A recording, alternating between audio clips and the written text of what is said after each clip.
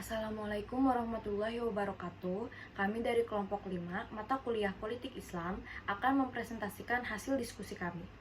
Saya Istizima sebagai moderator. Materi di slide 3 dan 4 akan dijelaskan oleh Nuraini.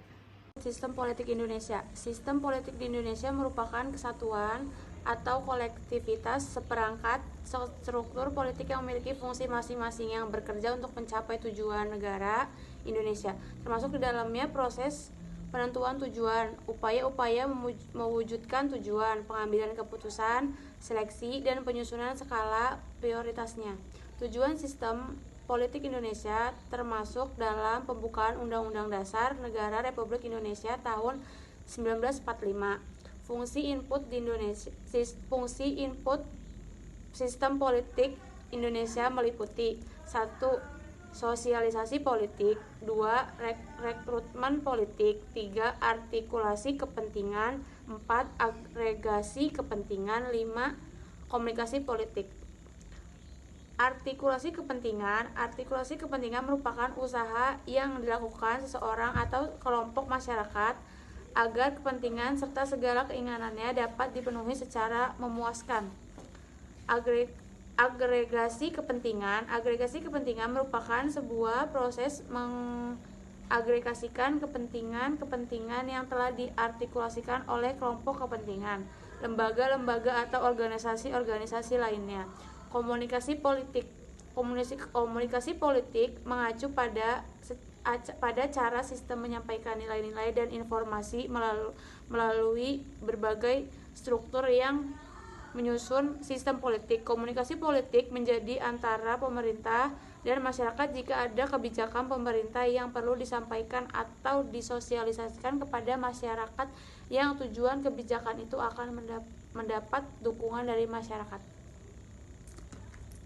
Dan selanjutnya, materi slide 5 dan 6 akan dijelaskan oleh Aura. Baik, terima kasih. Materi selanjutnya yaitu fungsi output sistem politik. Ada beberapa fungsi, yaitu yang pertama 1, fungsi pembuatan kebijakan. Pembuatan kebijakan dalam hal ini terbentuk berdasarkan tuntutan dan dukungan serta beragam pengaruh lingkungan yang ada. Pembuatan kebijakan meliputi pengonversian rancangan undang-undang menjadi undang-undang atau peraturan lain yang sifatnya mengikat dan menjadikan kebijakan umum. Yang kedua, ada fungsi penerapan kebijakan, yaitu penerapan kebijakan dalam hal ini merupakan penerapan aturan umum, undang-undang, dan peraturan lain tingkat warga negara. Yang ketiga, ada fungsi adjudikasi kebijakan. Adjudikasi kebijakan dalam hal ini merupakan pengawasan jalannya penerapan undang-undang di kalangan warga negara. Lanjut ke pendidikan politik.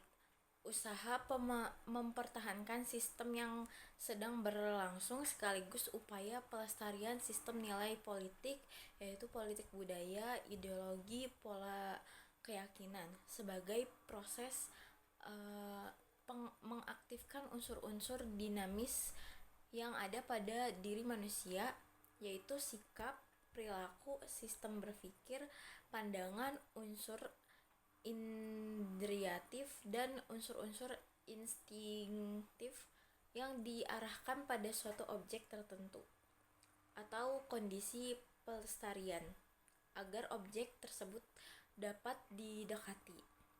Proses mengaktifkan unsur-unsur dinamis tersebut yaitu melalui proses pendidikan. Pendidikan sebagai aktivitas memengaruhi, mengubah, dan membentuk sikap dan perilaku berdasarkan nilai-nilai yang telah dianggap benar dan telah memberi manfaat bagi kehidupan umat manusia. Lanjut, pada pola pendidikan berikut tujuannya yang sangat bergantung pada sistem nilai yang mendasarinya.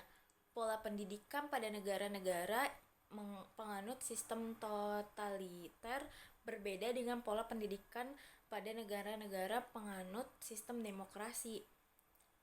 Pendidikan politik seperti dikatakan dalam Rohyat, Harun, dan Sumarno sebagai berikut. Yang pertama yaitu pendidikan politik nasional atau civic. Yang kedua ada pendidikan politik kelompok atau partai. Yang ketiga ada menginterpretasi simbol-simbol kekuasaan. Yang keempat ada menginterpretasikan simbol-simbol kebenaran dan keadilan. Dan materi 7 dan 8 akan dijelaskan oleh Ratu Nadia. Selanjutnya, C. Pendidikan politik. Pendidikan sebagai aktivitas mempengaruhi, mengubah, dan membentuk sikap dan perilaku berdasarkan nilai-nilai yang telah memberi manfaat bagi kehidupan umat manusia. Pola pendidikan berikut tujuannya sangat bergantung pada sistem nilai yang mendasarinya. Pola pendidikan pada negara-negara penganut sistem totaliter berbeda dengan pola pendidikan pada negara-negara penganut sistem demokrasi. Tujuannya merupakan berbanding terbalik antara kedua pola tersebut.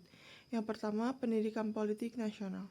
Pada umumnya, pendidikan politik yang dilaksanakan suatu negara dalam sistem apapun bentuknya bertujuan untuk a. mempersiapkan generasi penerus sebagai penerima dan pelanjut sistem nilai, sistem politik, pola keyakinan, dan sistem budaya. B. Menyamakan sistem berpikir tentang nilai-nilai yang dapat memedomani aktivitas kehidupan bernegara. C. Menetapkan sikap jiwa dalam melaksanakan sistem nilai sekaligus membangun hasrat melestarikannya. Selain pendidikan formal yang diselenggarakan pemerintah, terdapat pula pendidikan yang diselenggarakan oleh kelompok atau partai. 2. Pendidikan politik kelompok atau partai. Kegiatan pendidikan politik, kelompok politik atau partai politik ditujukan untuk a. Pendidikan politik kader, b. Pengembangan organisasi partai. Pendidikan politik lebih berorientasi pada pemantapan dan pengembangan program partai. Pendidikan ini lebih bersifat memelihara mekanisme demokrasi yang diklasifikasikan ke dalam 3 jenjang, yaitu a. Jenjang pertama, pendidikan diarahkan untuk 1. Pemahaman arti berorganisasi, 2. Penanaman loyalitas terhadap organisasi, 3. Pemantapan dedikasi. B. Jenjang kedua, pendidikan diarahkan untuk 1. Membuka wawasan berpikir yang berdasar ideologi partai, 2. Menumbuhkan dinamika dan kreativitas dalam pengembangan organisasi, 3. Meningkatkan kualitas pengelolaan organisasi. C. Jenjang ketiga, pendidikan diarahkan untuk 1. Membentuk sumber insani organisasi yang memiliki kemampuan konseptual, 2. Mendidik cara berpikir sistematis dan strategis, 3. Mendidik agar memiliki kemampuan menganalisis peristiwa-peristiwa politik dan cara mengantisipasinya. Yang terakhir, 4. Pendidikan berpikir futuristik. Di slide terakhir, yaitu 9, akan dijelaskan oleh saya sendiri, yaitu pendidikan politik partai berkaitan erat dengan konfigurasi kepartaian. Dalam sistem kepartaian jamak, akan terjadi bursa pengaruh untuk mengendalikan kekuasaan negara. Pendidikan politik partai memegang peran penting dalam mencapai fungsi primer negara dan melestarikan sistem politik dan lainnya. Selanjutnya, menginterpretasi simbol-simbol kekuasaan. Pendidikan politik adalah proses penguasaan simbol-simbol kekuasaan yang dimulai dari pengalaman, pemahaman, dan pengaktualisasian. Simbol-simbol kekuasaan termasuk presiden, perdana menteri, dan lembaga legislatif. Pemahaman ini terkait dengan sikap dan perilaku penguasaan. Pemahaman mengenai fungsi kekuasaan dapat dilakukan melalui simbol-simbol pada masa lampau. Pada tahap ini, individu memiliki kepribadian politik yang membedakan mereka dari sistem politik lainnya. Pendidikan politik memungkinkan individu untuk terlibat dalam interaksi politik dan mempengaruhi sistem politik. Dan selanjutnya ada menginterpretasikan simbol-simbol kebenaran dan keadilan. Pendidikan politik adalah upaya menemukan dan merumuskan nilai-nilai kebenaran dan keadilan dalam kehidupan sehari-hari. Kebenaran dan keadilan bersifat abstrak dan nisbi. Para ahli telah mencoba membuat ukuran-ukuran yang memandu perilaku manusia sebagai penguasa atau masyarakat. Norma-norma hukum dan adat menjadi ukuran kebenaran dalam keadilan. Simbol-simbol kebenaran dan keadilan ditemukan dalam perlakuan penguasa terhadap yang dikuasai. Hasil pendidikan politik mencerminkan sikap perilaku politik terhadap nilai-nilai yang berlaku. Mungkin cukup sekian video presentasi dari kami, kurang lebihnya mohon maaf.